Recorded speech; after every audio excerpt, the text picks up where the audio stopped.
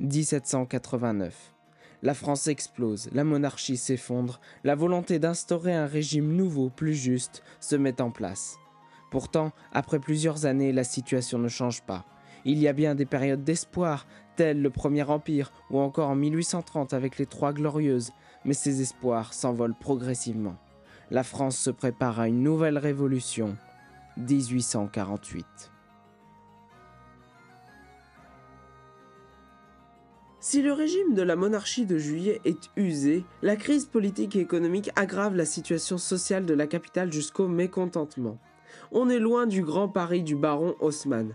Avec plus d'1 million d'habitants, le Paris de 1848 est encore le Paris de l'Ancien Régime, avec ses maisons anciennes et ses rues étroites. La différenciation est très nette entre les classes privilégiées et le peuple parisien. Le monde de la boutique est très important dans la capitale. S'il fournit une grande partie de la garde nationale, il est écrasé du droit de vote censitaire. À Paris, en 1848, les conditions d'existence, durée et dureté du travail, misère, conditions d'hygiène et de santé, voire environnement redoutable de la criminalité, sont difficiles. La grande industrie a été rejetée sur les villages périphériques tels que la Villette ou les Batignolles. La plupart des ouvriers sont occupés dans des ateliers œuvrant pour le luxe. Les spécialités sont très diversifiées, où dominent le vêtement et le bâtiment. Même après les avancées des Trois Glorieuses en 1830, obtenant une monarchie constitutionnelle, les antagonismes s'exaspèrent en ces temps d'épidémie, de choléra, de disette, de crise financière, de crise morale avec plusieurs scandales en juillet 1847 et de rivalités politiques ou de querelles à propos des écoles religieuses. Les incidents se produisent plus régulièrement dans la capitale qu'en province et peuvent alors faire ressurgir des barricades. En province, la crise de subsistance qui sévit dès 1846 à la suite de 2 mauvaises récoltes de céréales et à la maladie de la pomme de terre provoque également des troubles. À Buzancais, dans le Berry, le 13 janvier 1847, les tisserands, ouvriers et journaliers réunis dans les faubourgs s'opposent violemment à un transport de grains. Cette émeute, signe de l'affrontement entre blouse et habit, peut pour certains historiens être considérée comme un prélude à la Révolution, puisqu'elle est significative du fossé qui se creuse entre les couches populaires qui s'appauvrissent et les notables qui s'enrichissent. Dans ses souvenirs, Alexis de Tocqueville rappelle le discours qu'il tint devant les députés le 27 janvier 1848, afin de les alerter sur le climat délétère.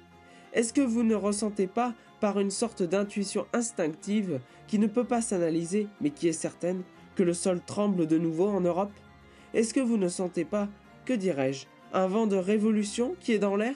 Eh bien, ma conviction profonde et arrêtée, c'est que les mœurs publiques se dégradent. C'est que la dégradation des mœurs publiques vous amènera, dans un temps court, prochain peut-être, à des révolutions nouvelles. Mais dans la semaine précédant la Révolution, Louis-Philippe Ier, le roi citoyen, ne prit pas conscience de la gravité des événements qui se préparaient. Le prince Jérôme Napoléon essaya, lors d'une visite aux Tuileries, de l'en avertir. Il raconta la scène à Victor Hugo, qui la rapporte dans ses carnets à la date du 19 février. Le roi se contenta de sourire et de dire « Mon prince, je ne crains rien ». Et il ajouta « Je suis nécessaire ». C'est cette négligence qui provoquera la surprise. Comment s'est donc déroulée la Révolution de 1848 ? Pour interrompre la campagne des banquets, le gouvernement Guizot décide finalement d'interdire ces faux banquets qui sont de vraies réunions politiques. Le 14 février, le préfet de police interdit un banquet projeté à Paris pour le 19. À l'appel d'Armand Marrast dans le journal Le National, les Parisiens sont invités à manifester le 22, date à laquelle le banquet a été reporté. Le rassemblement doit s'effectuer place de la Madeleine. La veille, pourtant, les principaux chefs de l'opposition reculent devant l'épreuve de force et donnent le contre-ordre d'annuler le banquet et la manifestation. Le gouvernement semble devoir l'emporter. Confiant, il décide de ne pas mettre en application les dispositifs militaires prévus en cas d'incident grave.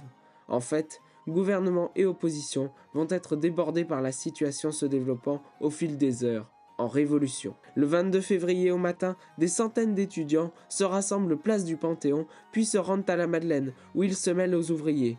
Les manifestants, plus de 3000 personnes, se dirigent ensuite vers la Chambre des députés, place de la Concorde, au cri de « Vive la réforme! À bas Guizot !» Mais dans l'ensemble, les forces de l'ordre contrôlent la situation. L'occupation militaire de Paris a été décrétée vers 16 h. Le roi peut compter sur 30 000 soldats, l'appoint de l'artillerie, la sécurité des forts qui encerclent la capitale. Il y a, enfin, la garde nationale, 40 000 hommes environ. Après quelques incidents, les troubles se déplacent vers l'église Saint-Roch. La manifestation s'organise, la situation s'envenime puisque la crise ne peut être dénouée.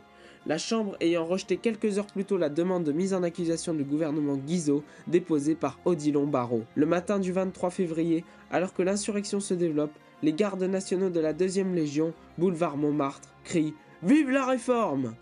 Dans d'autres quartiers, différents bataillons de la garde nationale protègent les ouvriers contre les gardes municipaux et même contre la troupe de ligue. La garde nationale se pose ainsi en arbitre entre l'armée et le peuple parisien. Cette défection sonne le glas du pouvoir de Guizot. Louis-Philippe se rend subitement compte de l'impopularité de son ministre et se résout, dans l'après-midi, à le remplacer par le comte Molé, ce qui équivaut à accepter la réforme. Le roi renvoie certes tardivement son ministre Guizot, mais la protestation se calme.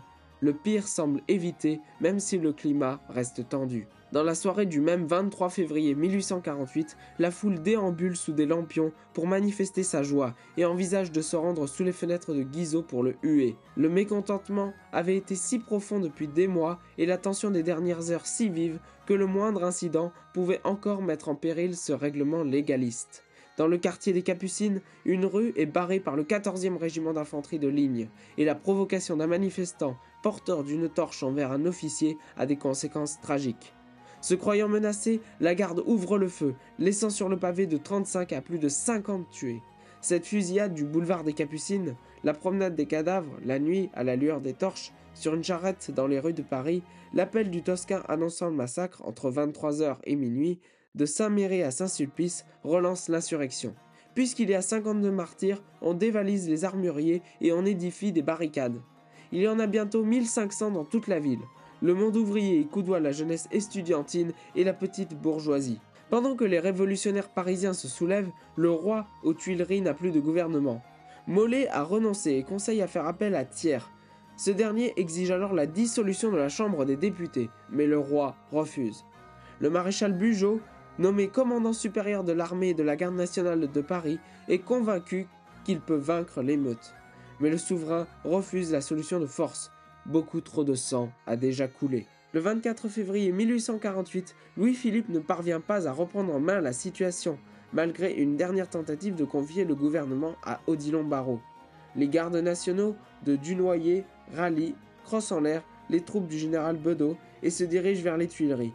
Lorsque le palais commence à être attaqué par la foule, vers midi, le roi abdique en faveur de son petit-fils de 9 ans, le comte de Paris, confie la régence à la duchesse d'Orléans, puis sous la pression des révolutionnaires, se résout à prendre le chemin de l'exil. Au début de l'après-midi, la duchesse d'Orléans se rend au palais Bourbon pour y faire investir son fils et y faire proclamer officiellement la régence dans l'espoir de sauver la dynastie. Les députés, dans leur majorité, semblent favorables à une régence, mais les républicains ont appris de leur échec de 1830. Et tandis que les libéraux organisent un nouveau gouvernement plus libéral, ils forcent la main. Pendant la séance, le palais Bourbon est envahi par la foule révolutionnaire qui, d'accord avec les élus de l'extrême gauche, repousse toute solution monarchique et fait proclamer un gouvernement provisoire. Le même jour, le gouvernement provisoire républicain est donc établi, la monarchie de Juillet est abolie, Alphonse de Lamartine proclame la Deuxième République. Le 25 février 1848, la nouvelle de la proclamation se répand dans Paris et en province. Il est estimé que les 3 journées de février du 22 au 24 ont fait 350 morts et au moins 500 blessés. Cette révolution va avoir un véritable retentissement à l'étranger. Karl Marx en parle dans Les luttes de classe en France. On retrouve aussi ces journées révolutionnaires qui apparaissent dans L'éducation sentimentale de Gustave Flaubert. On retrouve aussi l'expression d'Alexis de Tocqueville se promenant dans Paris le 25 février 1848, qui fut frappé par les initiatives populaires qui spontanément germaient de toutes parts. Chacun y apporte sa vision de l'événement. Enfin, Victor Hugo évoque longuement cette révolution dans ses Choses vues. En réalité, on peut se demander maintenant quelles ont été les conséquences de la révolution de 1848. La révolution de 1848 a mis fin à la monarchie de Juillet, qui ne correspondait pas aux Français. Pour autant, le retour à la République ne sera pas long. En effet, dès 1848, de nouvelles élections présidentielles sont organisées, et elles voient arriver un certain Louis-Napoléon Bonaparte, neveu de l'empereur Napoléon Ier. La France ne le sait pas encore, mais elle vient de condamner à ce moment la Deuxième République à être remplacée par le Second Empire, qui durera jusqu'en 1870.